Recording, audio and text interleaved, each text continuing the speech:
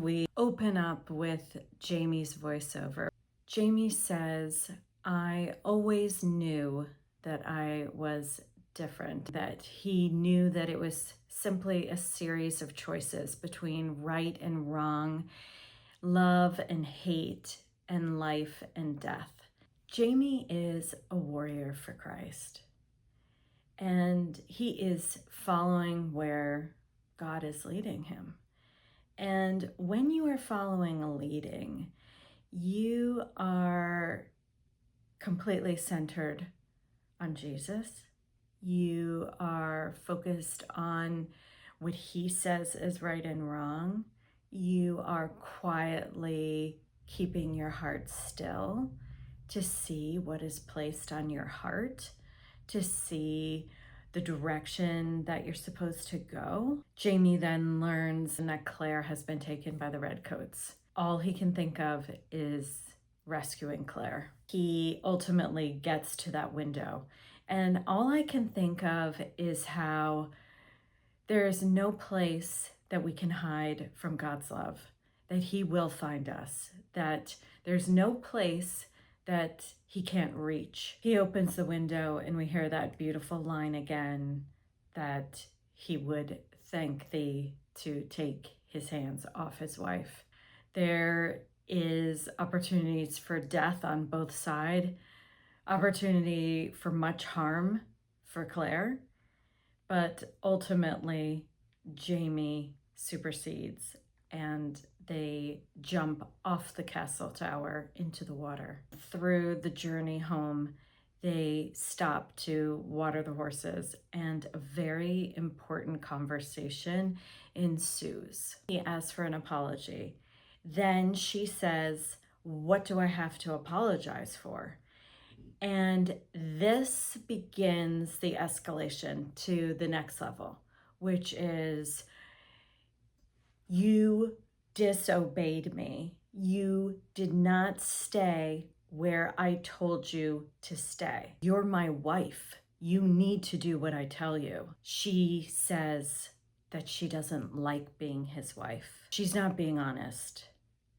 And oftentimes, when we say things that we don't mean in an argument, it goes to a place where it's really hard to control the language, because both of them start yelling at each other, hateful things. Jamie says, I think that you wanted to be taken by the Redcoats because of what happened at the Glade.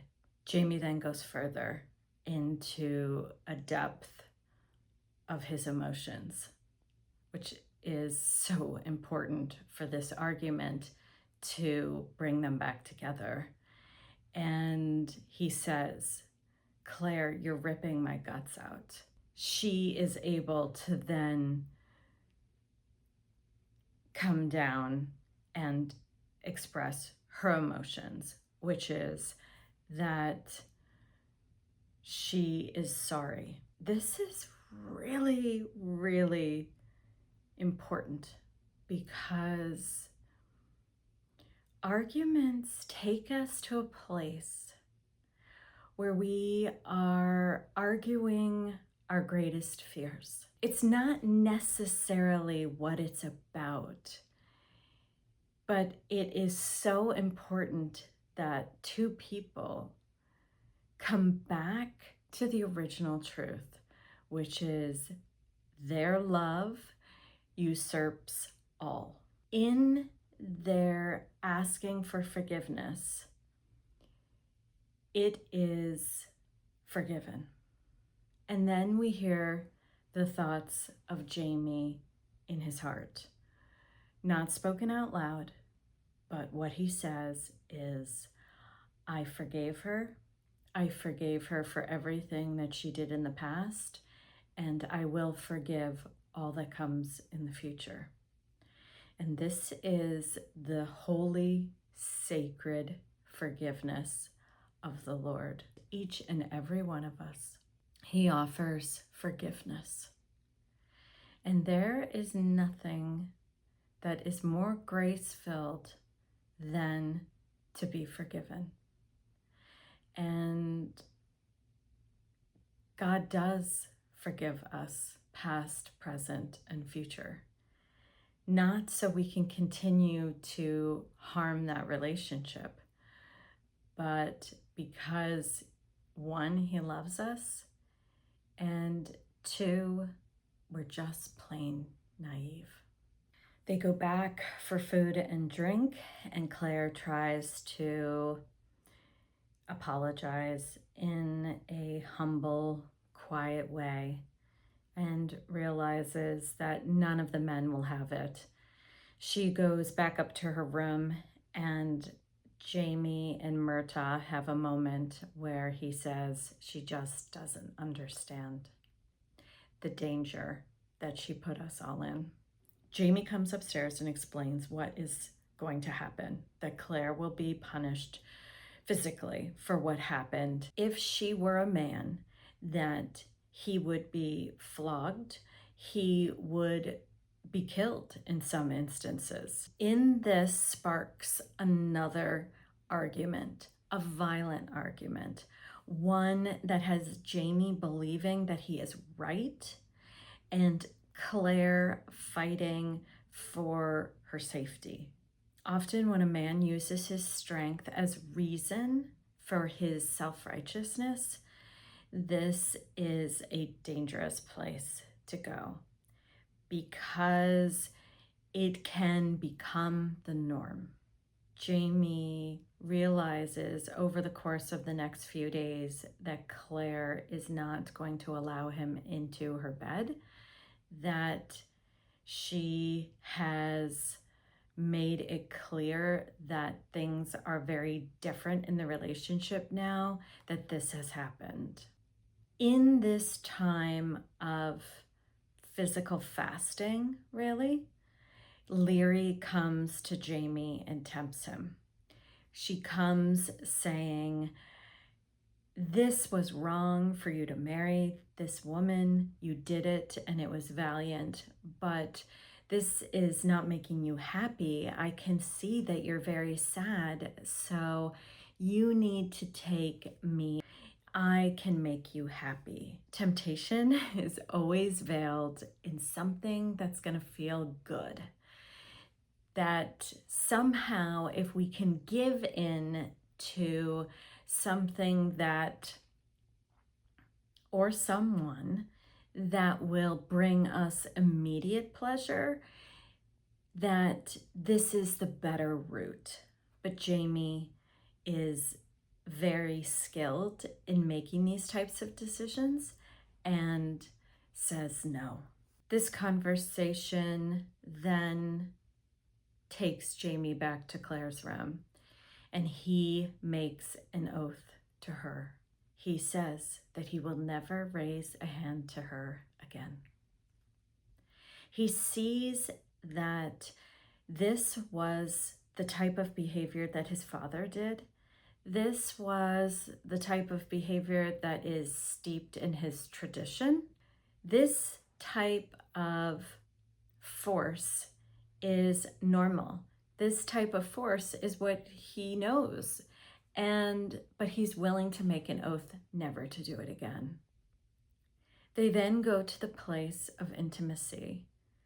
And in this place where all vulnerability is exposed, she grabs the knife and says, with it to his throat, if you ever raise a hand to me again, I will rip your heart out and eat it for breakfast. And this is all during that act of making love. In other words, this is our place of true sanctity. And in this place, we must commit to not harming each other. That pleasure is not to be mixed with violence or abuse. And this gets the message across very clear. If two people can continually go to that place of vulnerability, shed the layers of the onion, because sometimes all of these different layers can trip us up, can make us leave, can make us never forgive.